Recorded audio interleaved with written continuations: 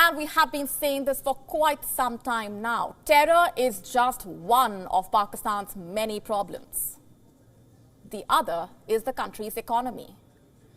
It remains in the doldrums. Let me start with this report. Inflation in Pakistan has jumped to 31.5%. I repeat, 31.5%.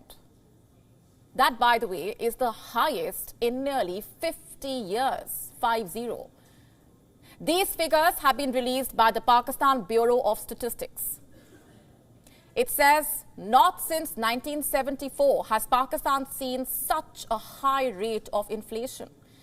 The yearly average inflation that year was 32.78%. And this year, that is 2023, it has risen to 31.5%. We know why inflation is soaring right now. It's due to a series of economic problems. The forex reserves are sinking, imports are stuck at the ports, and the national debt is only mounting. But what happened 50 years ago? Why did inflation hit a record high in the year 1974? Well, it doesn't take a genius to understand.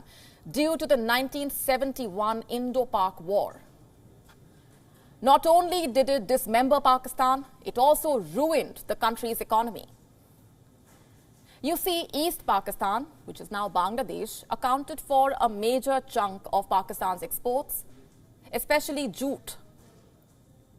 And at that time, jute from Bangladesh contributed to half of Pakistan's overall exports.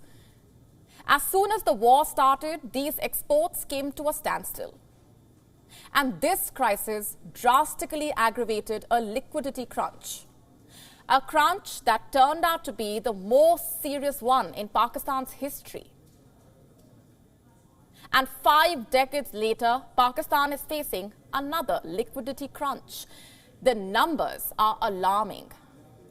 If I speak of the consumer price index, it has risen 27.55% on a year-on-year basis. The overall prices of essentials rose 4.3% last month. The prices of food and non-alcoholic beverages have risen 45.07%. And the prices of alcoholic beverages and tobacco products have risen 47.59%. And it doesn't even end there. The value of the Pakistani rupee is 278 against the dollar. There are just $3.25 billion left in foreign reserves, and the GDP growth forecast has been trimmed to 4.3% for this year. And if I tell you about the fuel prices, petrol is selling at 272 rupees per litre. Diesel is selling at 262 rupees per litre. Kerosene is selling at 217 rupees per litre. The price of milk has increased from 190 rupees per litre to 235. Just to put this simply, Pakistan is in a state of absolute mess. And reports say it has now become the 17th most expensive country in the world.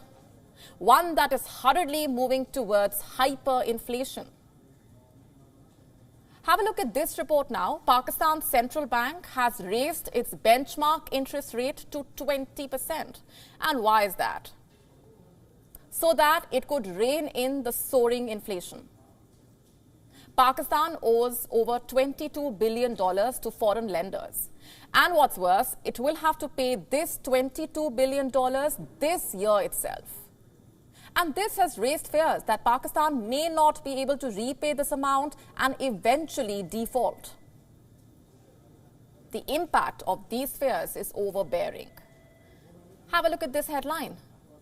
Global ratings agency Moody's has cut Pakistan's sovereign credit rating. Earlier, the rating stood at CAA1. It has now been downgraded to CAA3. What explains this? Well, the country's increasingly fragile liquidity. And then we have this report. We told you about this a few days ago. It says Pakistani industries are bracing themselves for cuts in production and the workforce, especially the textile sector. It has reportedly witnessed a 14.8% decline in exports. And the result is this. The Trade Union Federation of Pakistan says that as many as 1 million informal workers may lose their jobs. 1 million. Most of them will be from the textile sector.